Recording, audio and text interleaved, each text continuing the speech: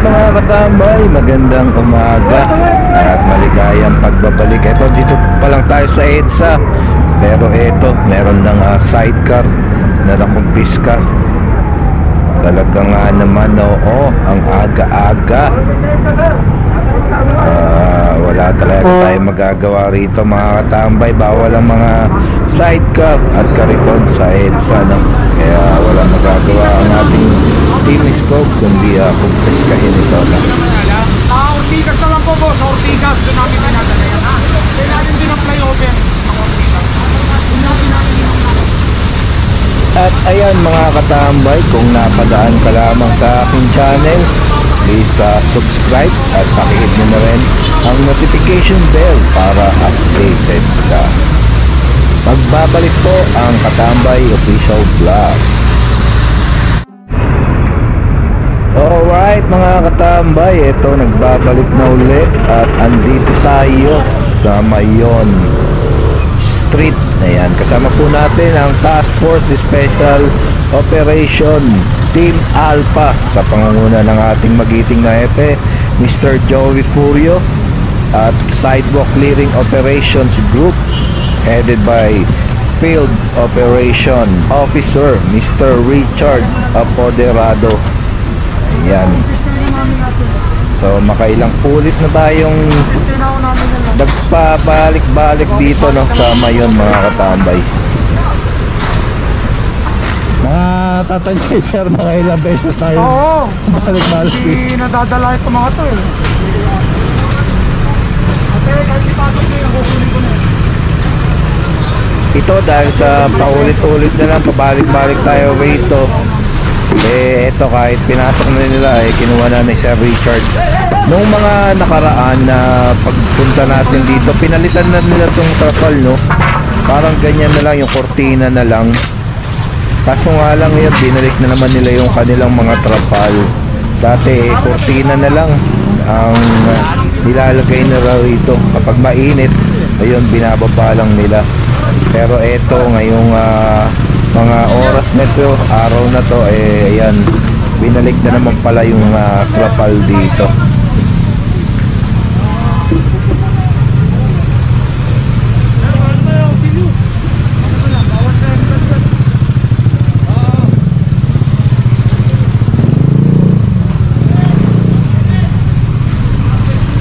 Morning sir.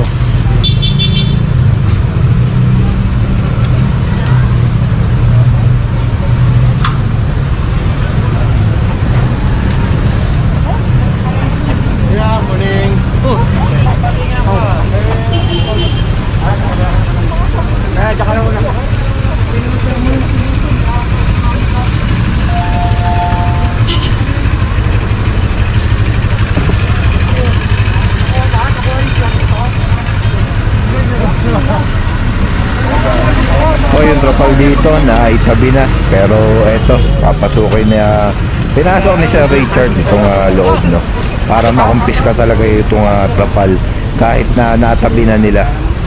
Tara, pasok tayo. Kaya, no, natabi na.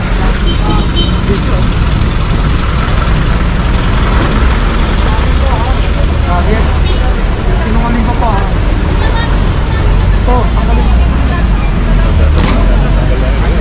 Wala ka nang pwesto dyan. Ang gilid naman na dyan, patawad Ano ba nasa gilid? Wala ka nang pwesto. Extended ka pa ngayon. Tanggalin na talaga.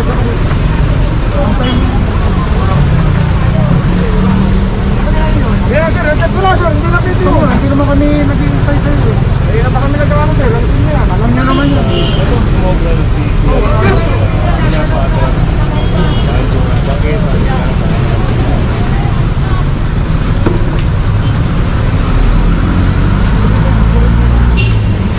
Tapasin mo na yan sir. Tapasin mo yan.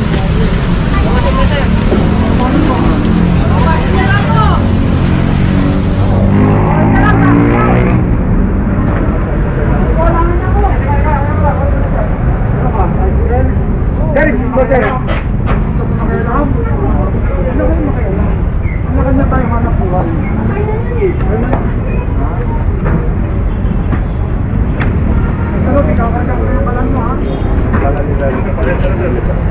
Donate ko yan doon sa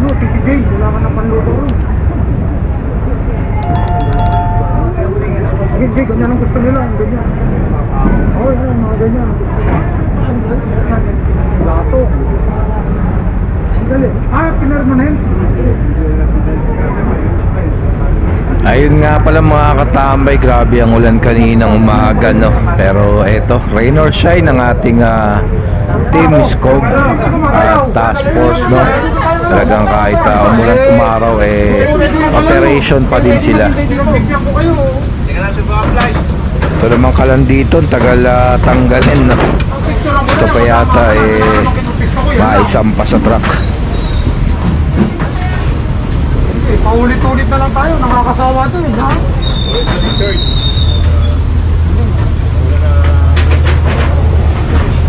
Tayo, rain or shine, alam naman natin na mas kailangan ng tao ngayon, tagulan ng sidewalk. So ayun nga, no, tagulan, mas kailangan nga naman ng mga tao ngayon ng sidewalk para masilungan, no.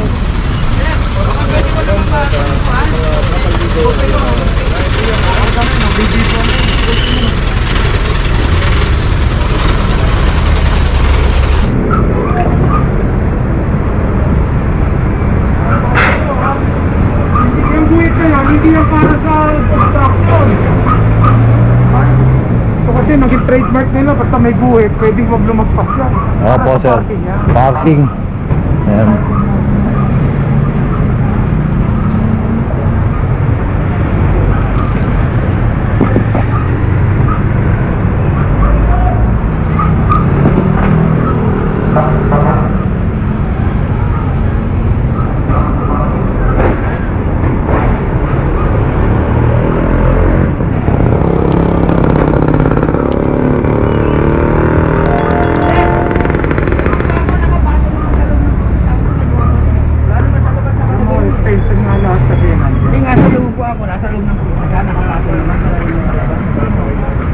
Video nga kami, galing sa labas, pinasok sa loob, natural lang kunin namin, nung ibabalik lang din ulit sa labas.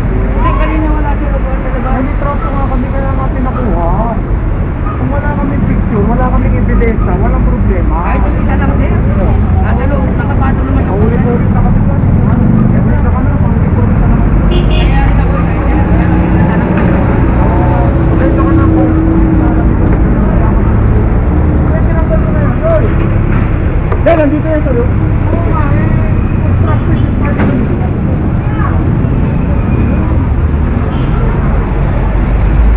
Ano po yun? Ito na sir, lahat na nakulpis ka namin, tineturn over yan sa gas. Kaya nga, doon na lang ha. May camera ako sa truck, pag ibinaba dyan, magpapaliwanag pa ako. Ayan mga katambay, isa sa prinsipyo ni Sir Richard, kapag naisampa na ng truck, wala nang pwedeng ibaba. Kung gusto nyo po makuha yung mga nakumpiska sa inyo, pumunta lang kayo, no, sa ilalim ng Ortigas flyover. Doon po nila turn over lahat ng mga nakumpiska nila.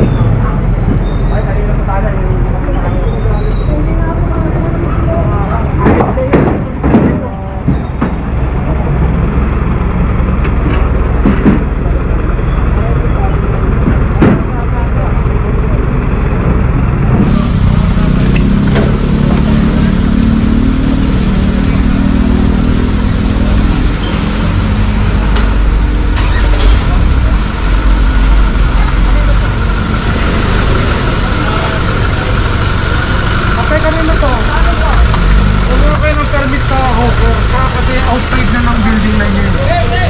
Opo, nakakuha talaga sir. Hawkers permit. Sa City Hall po. Pero kung siguro ang barangay, ang binibigay no, clearance lang. Hindi permit. Clearance requirement para magpapagay ka permit. Bigyan namin kayo ng mga araw ha, naka-renew ha. Thank you sir. Ayan po, inantay sila ni Sir Richard na kumuha ng hawkers permit sa City Hall. Morning, sir. Ella Cruz.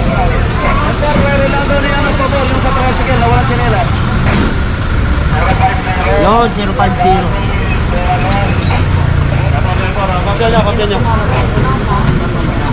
Ano pong violation yan, Sir Ron?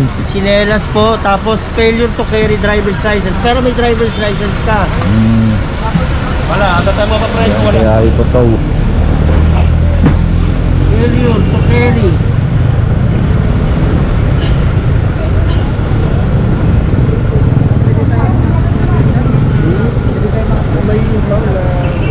Wala ka sa operation po. Kasi kagaya niyan, unfair naman kung bibigyan ka namin kita. Bakit mo kanya naman kami dyan? Basta tuloy nyo na siya sabi ko, kung si Right, wala ka lisensya. Kung sino may lisensya sa inyo, bukas yung pakit. Ha? Dito lang. Nakukuha rin ko. Eh, bakit mo mayroon dyan?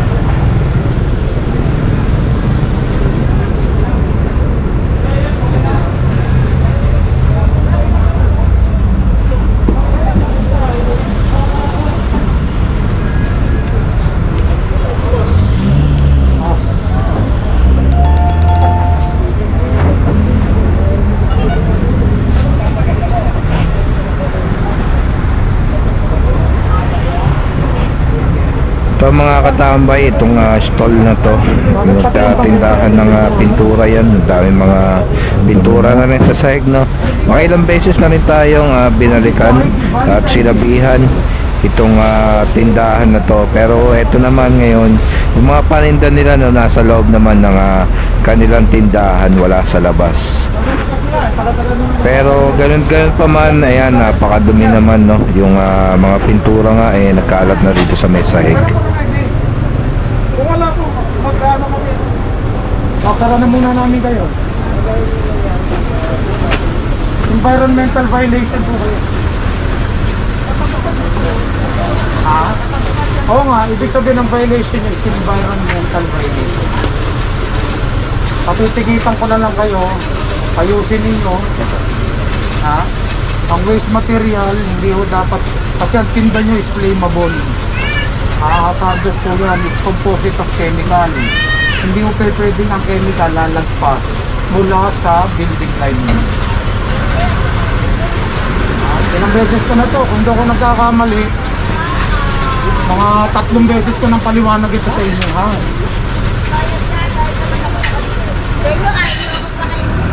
Kasi nga, flammable ko yun, sinasabi ko sa inyo, dapat mag-check ba? Hanggat hindi kayo mag-check ba, tuloy ang violation. Nakupistahan na kayo, natikita na kayo. Itong pinatawag natin na pinibigay namin sa isang tawag dito, verbal notice.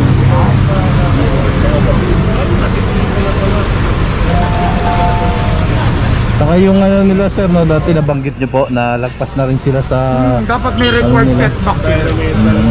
Pakakita mo, mga waste material. Ayan na, oh.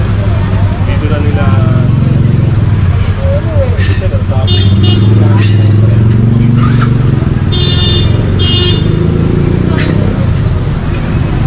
yun nga rin po, yung pagkakita 1,000 po ako. Kaya 6 year Isa lang, mga 30 seconds.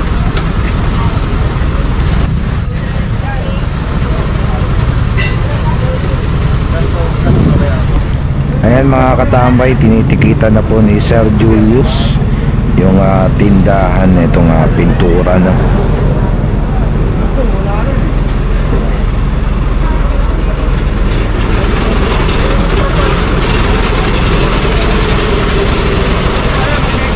At dito din yung trapal, pinapatanggal na ni Sir Richard. Kasi nga naman kapag nilalagpas nila yan dito sa may bangketa, no? Sa halos sa may kalsada na, ayan yung kahoy, yung patungan dito sa may gilid, ayun. Kaya lagpas yan dito sa may bangketa. may nagagalit doon po sa namin.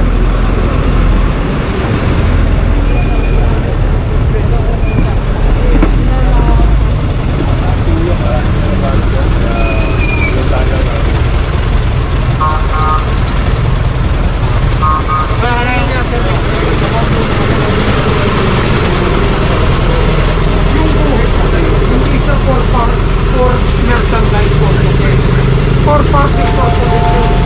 Yung guhit na yun, kailangan wag sila lumagpas mo. display of personal. Ayun nga mga katambay, maraming nalilito at hindi alam kung ano ba yung purpose niyang linya na yan, no?